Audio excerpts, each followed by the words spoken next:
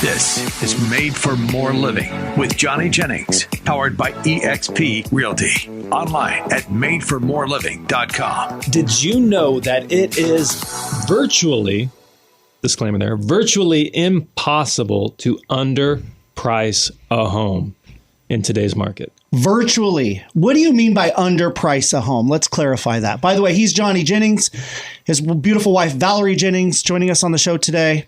What do you mean by that? Clarify. You can never underprice a home. Underprice a home. Virtually. Virtually, yeah. Air quotes, virtually. Underprice a home meaning you price a home below market value to where it sells for less than market value. So a lot of people, when they're selling a home, they're worried about leaving money on the table. They want to get top dollar. Understandably so. And so they'll overprice the home. They'll go, 5, 10, maybe even 15% above what the market is showing because they figure, hey, somebody's going to come in and negotiate a lower price. And so we want to have that cushion built in. And so they overprice the home. Virtually, compare that to pricing a home very competitively, maybe 5, 10, 15% under market value. That is typically the smarter way to go because it creates this just energy around the home, a lot of interest in the home. Those are the homes where when you see an open house sign on a Saturday that there's a line outside the home around the corner. Those are homes that have been priced aggressively. But a lot of sellers are afraid to do that because, again, they're afraid they're going to leave money on the table. Well, it's the same what Black Friday used to be about back in the day when a store like Best Buy or Mervyn's used to have their doorbuster item. Like you can get a TV for $99 and it would draw a huge crowd. Obviously, once they entered the store, they were going to buy a lot more than that. Yep. But the store used that to draw attention, draw a crowd, draw customers. And that's kind of the same mentality is you're trying to price it in a way that's going to draw interest and attention. Because if it's overpriced, you got zero interest, you got zero offers. Yep. You can always say no to the offer if it's too low. Correct. Right. And so that's exactly the point. So what ends up happening is if you overprice the home, it's crickets. You don't hear anything. And then you start adjusting the price. And then you do another price adjustment and another price adjustment. And now you've opened yourself up to this concept of, hey, why has the home been on the market so long? Mm-hmm. Why have they done so many price adjustments? Like now there's a stigma to the home. So when you finally do get an offer, they're the only offer you've had in so many days. You're so excited. It's a little bit lower than what you wanted, but hey, you're willing to go with it. So you accept the offer. And then the request for repairs comes out. They do their investigations. They inspect the roof, the home, the, what's the other thing? Roof, home, and pest. Yeah. The roof, home, and pest inspections. And now they have all this information, all these reports, and they're like, hey, you know what? I know we came in a little bit low, but turns out we need some more money because there's all these things wrong with the home. And you're thinking, man, I didn't budget for this. The home is worth more than this, but this is the only offer we've had in so long. I might as well take this because this is better than nothing. And we really want to buy this other home and move on with our life. And so you end up selling the home for less than you would have if you would have priced it aggressively out the gate.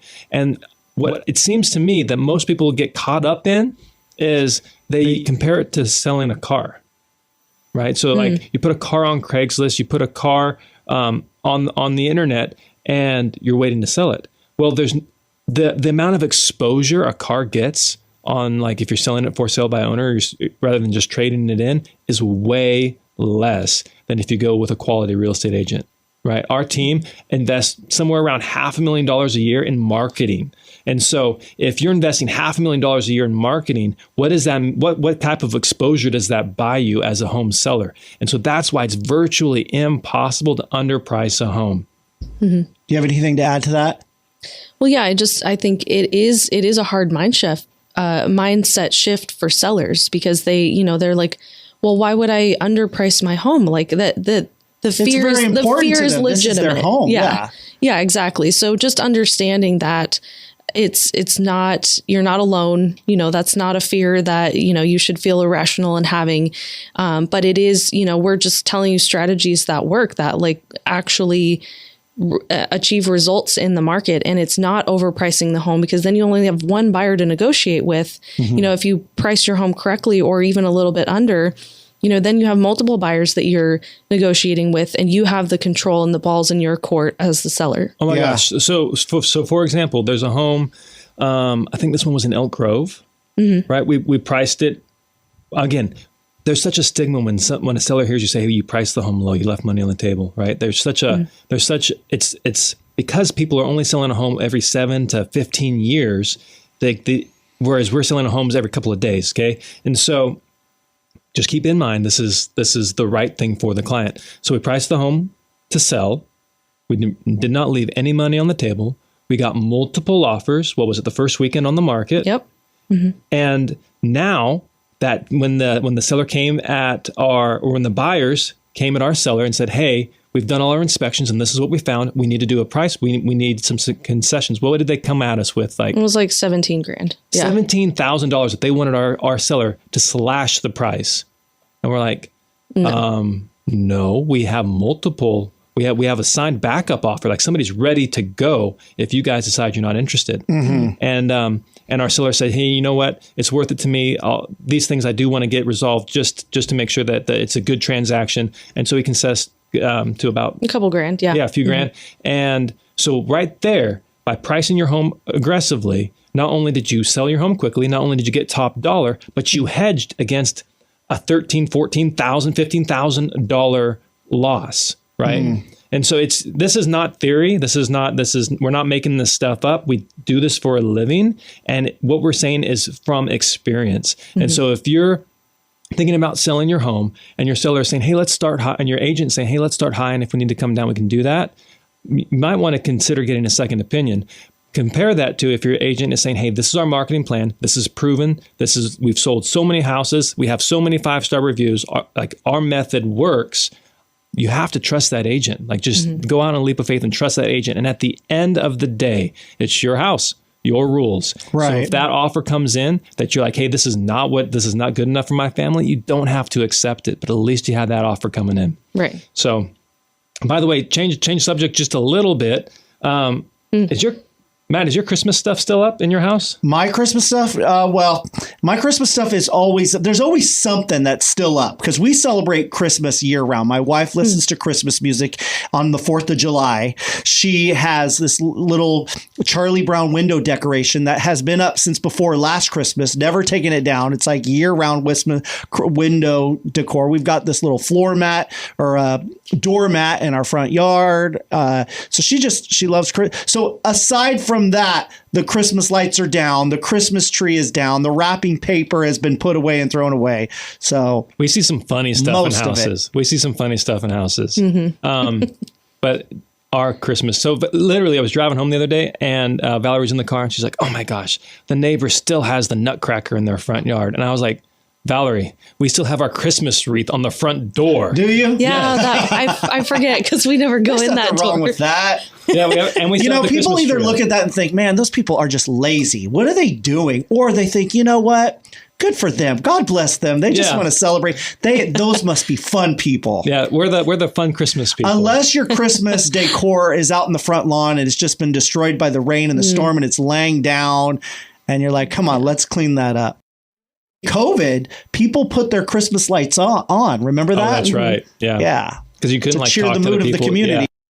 Like our communication with people. Yeah. Blink on and off your Christmas lights to let us know you're alive. Something that we're seeing in homes too, that it's just funny to me that, so typically when we meet somebody, whether it's work or otherwise, regardless of the situation, they walk us through their home. You don't have to walk a real estate agent through your home. Why not? You're certainly but they're like in a friend situation. In a friend situation, they're like walking us through, and I'm like, you don't have to show me your closet. Like we're just hanging out. Let's watch the football game, right. But in doing this is where my son learned to walk. That's where my 10 son years ago. Hey, our room's a mess. I know, but just look past it. I know you guys can look past it. You're real estate agents, so they're just showing us stuff. But through all that, we see a lot of funny things. Val, what's something that stands out to you? Well, one of the things that came up that we were talking about, because it's like we go into different houses separately. And so we're sharing stories, right? And one of the things that we've found is really making, it's having a trending appearance in a lot of homes is it started with squatty potties. And now it seems like everyone's into bidets recently. Wait, what is a squatty potty? It's the little thing that you set. I cannot wait for Valerie to describe this. Is this something that's like part of the home? No.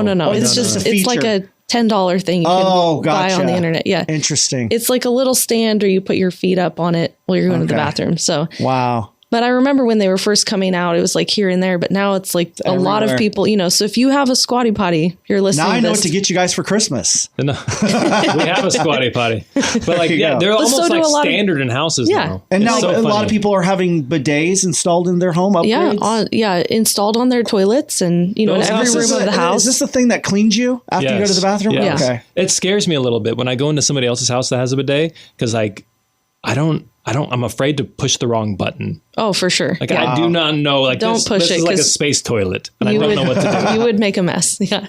So that's funny. Anyway, just a lot of fun stuff. Does that create more value in the home? Do you put that on the listing? No. Like has a bidet? Whoa, honey, put an offer in today. Let's do this.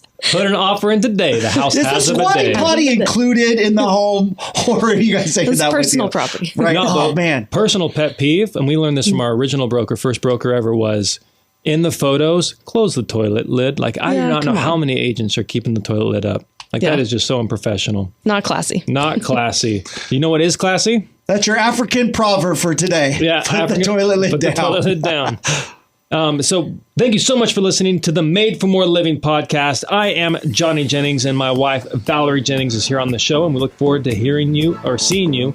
Or talking to you. Or talking to you next week. All the above. All the above.